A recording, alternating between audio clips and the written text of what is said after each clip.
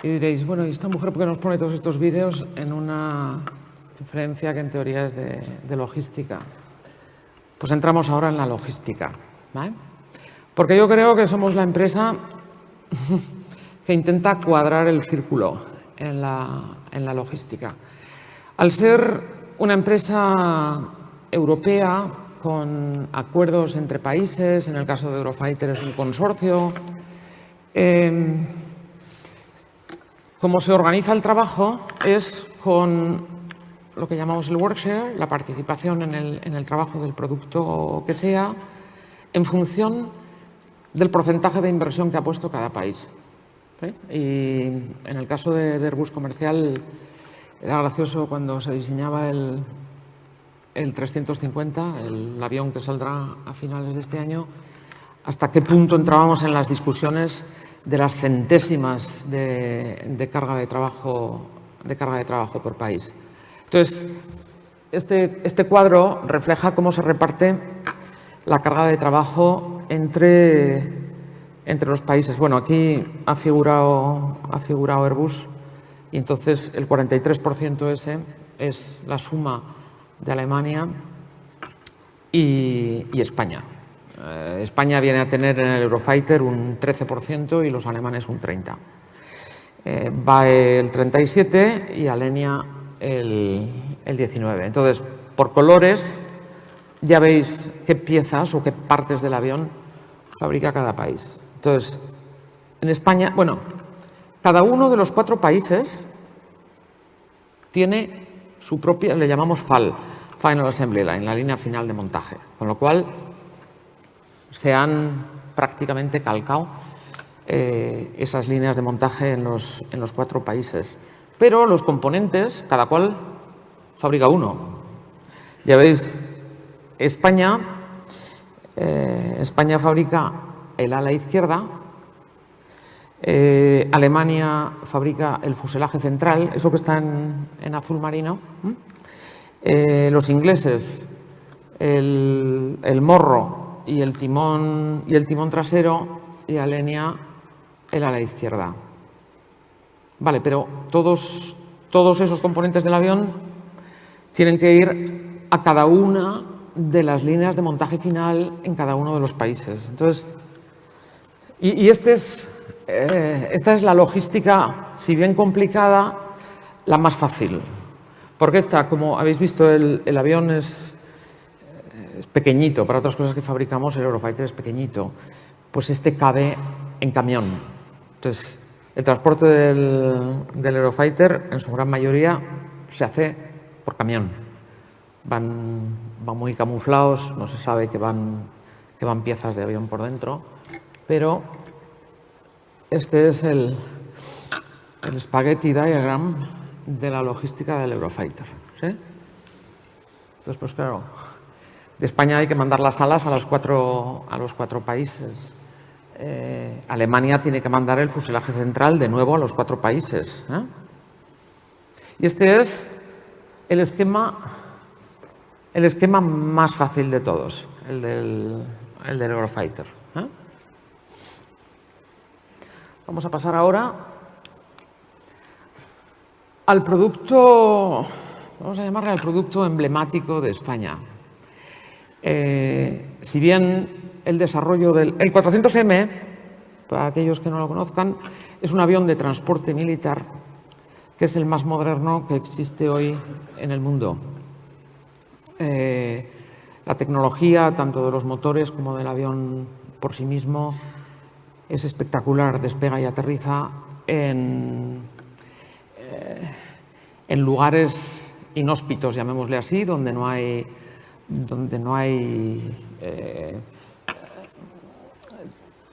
lugares asfaltados, entre piedras, o sea, hace milagros. Estuvimos volándolo hace 2 semanas en Sevilla y para que os hagáis una idea, el cockpit es el mismo cockpit que el del 380 y vuela con una suavidad impresionante. Entonces,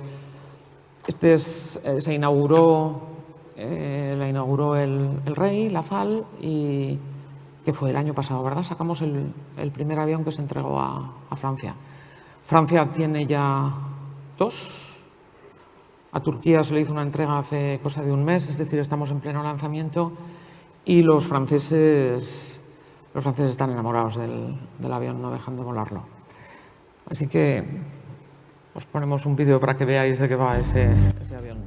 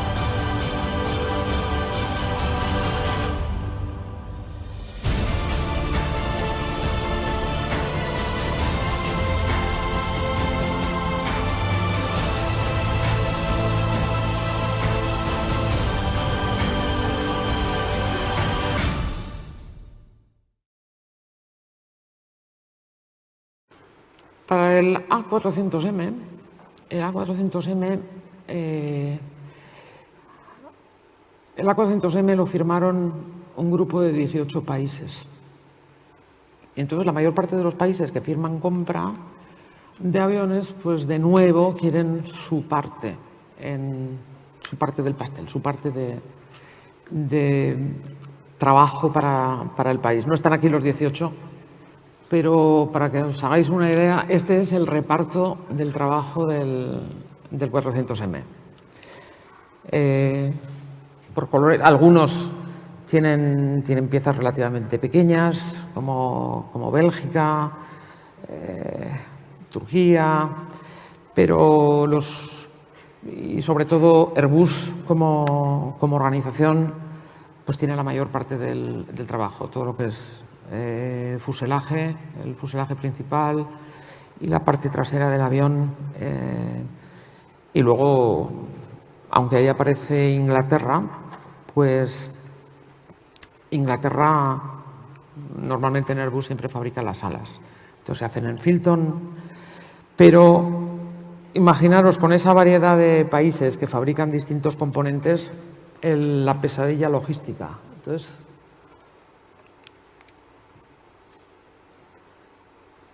de las piezas que hay que transportar, esta transparencia explica las que se transportan por avión. Normalmente las piezas que se transportan por avión, tenemos un avión especial de transporte que se llama el Beluga, tiene forma así como de delfín feo, pero se intenta transportar lo máximo posible por avión y siempre que sean, que las piezas quepan dentro de ese avión. Por eso después veremos el 380, que la cuadratura del círculo hay que hacerla porque el 380 no cabe en nada, no cabe en avión, no cabe en carretera, no cabe en nada. Pero bueno, a nivel de 400M todavía cabe en avión, entonces las piezas más grandes y más incómodas de transportar se transportan por avión.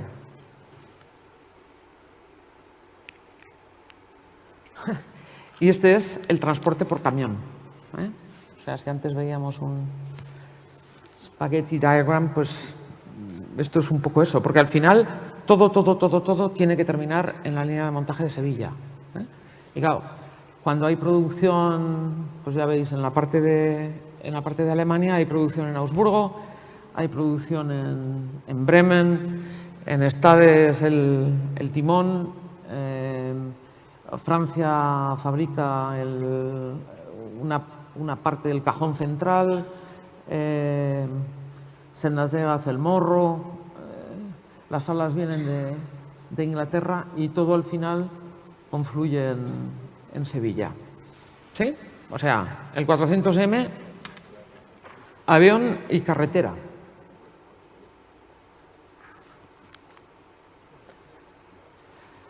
Y este, que es un avión comercial, este ya no es defensa y espacio, por eso le he puesto arriba el desafío mayor en logística para el 380. Si podéis poner el vídeo, después os explico cómo funciona.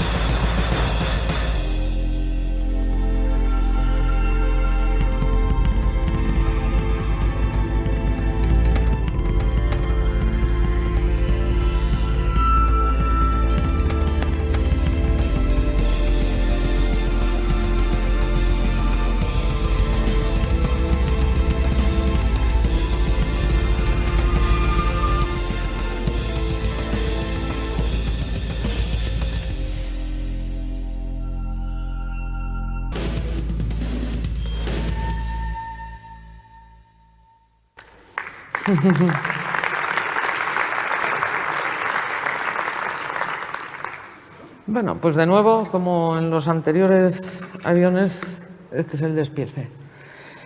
En España hacemos siempre la parte trasera de los aviones comerciales, lo que llamamos la sección 19 y el VTP, el timón horizontal. Y, como siempre, las alas en Alemania, el fuselaje central en Alemania y el morro en Francia. No sé si os habéis fijado cuando se veían las piezas del avión, no sé si habéis comparado el tamaño de un ser humano pero cuando estás debajo impresiona. Bueno, para haceros y para hablar de la logística, la longitud de las alas sobrepasa los 60 metros. Es decir, un ala de este avión es la anchura total de un 320, que es el que vuela por Europa. Pues una ala de estas coge la anchura de las dos alas más el fuselaje de un 320. Entonces, claro, 60 metros o 62 metros, me parece que son exactamente, pues no caben fácilmente, y aparte de no solo la longitud, sino la anchura. Entonces, ¿qué es lo que habéis visto en ese vídeo? En ese vídeo en que se veían barcos y luego se veían unas escenas nocturnas. Pues ahora os explico cómo funciona la logística del 380. Todas las piezas, a excepción de la sección trasera, que sale de Getafe y puede ir en Belúa, todo lo demás va en barco. ¿Ya veis? Inglaterra fabrica las alas y eso fue además tema de discusión cuando se decidió la construcción del 380 y los países tenían que negociar su porcentaje de carga de trabajo. Pues claro, Inglaterra pues no tenía salida al mar y dijeron los ingleses, ¿cómo que no tenemos salida al mar? Pues había un canal que normalmente tiene muy poquita agua, que cuando tienen que salir las alas del 380 lo llenan de agua y ese es su mar. Entonces, luego lo trasvasan a los rorros, esos que les llamamos, es roll-on, roll-off. Entran las piezas, son barcos como el Beluga, son barcos de Airbus y que hacen fundamentalmente se dedican al 380. Entonces, las alas salen de Filton. En Alemania está todo hecho, las secciones están hechas en Hamburgo. España, la sección 19 la saca porque está en Puerto Real, está al lado del mar, la saca también por barco, y todo el transporte por barco confluye en Burdeos. Entonces habéis visto cómo se trasvasaban las piezas de los barcos atlánticos a las barcazas que circulan por el río. Entonces se cargan barcazas, atraviesa la ciudad de Burdeos y no sé si habéis visto la barcaza pasar por debajo de un puente. Ese es el desafío del transporte del 380, porque si el Garona baja con demasiada agua, hay veces que las piezas no pasan por altura. Hay que esperar a que baje el caudal del río para que pasen por seguridad. Entonces, aquí veis que llega a Langón. Langón es el lugar más cercano a la línea final de montaje y en ese punto se descarga de las barcazas del Garona y se sube a... Es que no son camiones, es que se le llama el convoy. Son unos pedazos de camiones que llevan unas plataformas anchísimas. La carretera, con deciros, la carretera que va de Langón a Toulouse se hizo especial, es una carretera especial. Pero claro, no podían quitar a determinados pueblos que estaban en el camino. Entonces, es espectacular. De hecho, cuando yo llegué a Airbus en el 2008, fue una de las primeras cosas que fui a ver. Hay un pueblo que se llama Le Gueudin, que cuando se sabe que va a pasar el convoy, 3 días antes, el ayuntamiento empieza a poner carteles por todas partes porque no puede haber un coche, no pasaría el convoy. El convoy va precedido, bueno, de policía, de vehículos especiales con todas las luces del mundo avisando que llega el convoy.